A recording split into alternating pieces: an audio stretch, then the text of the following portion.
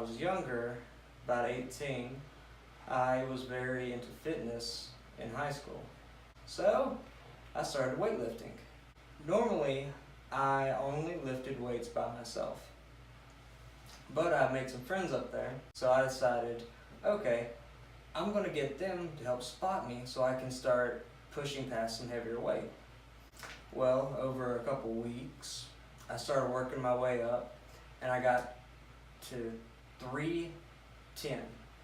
I did not realize that when you squat heavy weight, your spine compresses a little bit.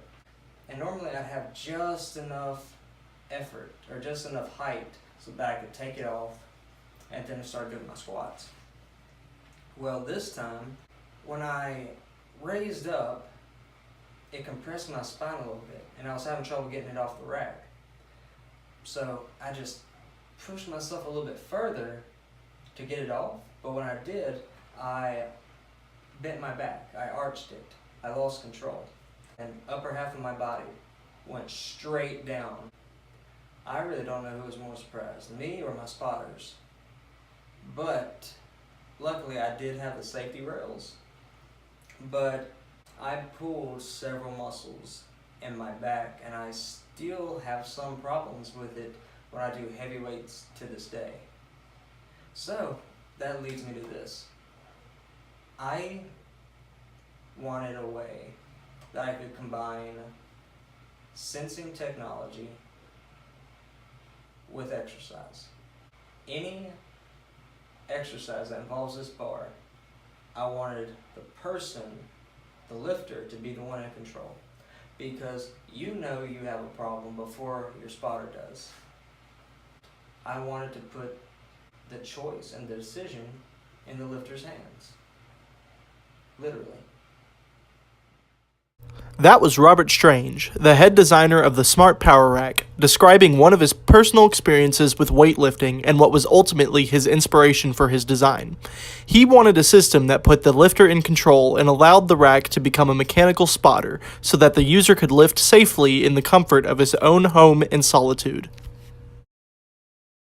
After sketching a couple of designs, we were only a few shopping trips away from bringing Robert's vision to life. After acquiring the lumber, fabrication began, and the frame came first. We used several pieces of cut 4x4 and 2x2 lumber connected by screws and heavy-duty bolts. As the frame was nearing completion, it was time to begin work on the pulley system. We paid a visit to the wood shop on South Campus to get some help cutting out the gears, extra planks, and the brakes used to stop the gears. The results speak for themselves. With the frame and pulley installed, the system was really starting to come together. We added the tow cables and the counterweights to the pulley next. The counterweights constantly cause tension in the cables, as you can see here. With the entire structure finally in place, you can see that it is very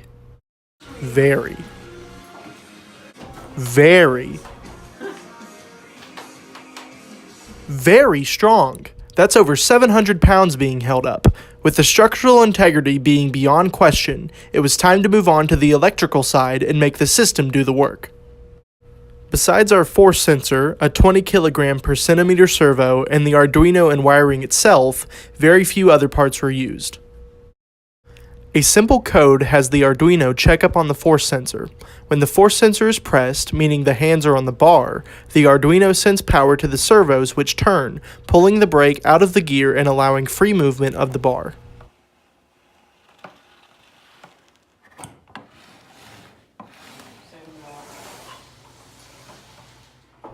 When grip is lost and force is no longer sensed, the servos relax and high-tension springs bring the brakes back into position, stopping the pulleys and therefore the cables and barbell from moving.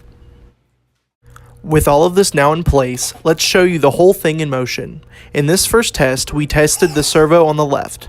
Take note of the sound of servos firing and how the barbell on the left side hangs in place when he lets go. Grab it on, average it on again. So balance that one. Put it back down so it balances those. Okay, let go. Okay, let's go check the brakes. Using mechanical engineering for the gears and force transmission, civil for the frame, electrical for the wiring and programming, and kinesiology for determining effectiveness, ergonomics, and concept, we brought our smart power rack to the expo. Although we were in a hurry to get it all set up in time, in the end, the judges seemed to enjoy it as a whole, and its very presence in the expo garnered much attention. In this way, I believe we were successful in bringing Robert's vision of an automatic lift spotter that senses the user's control to life.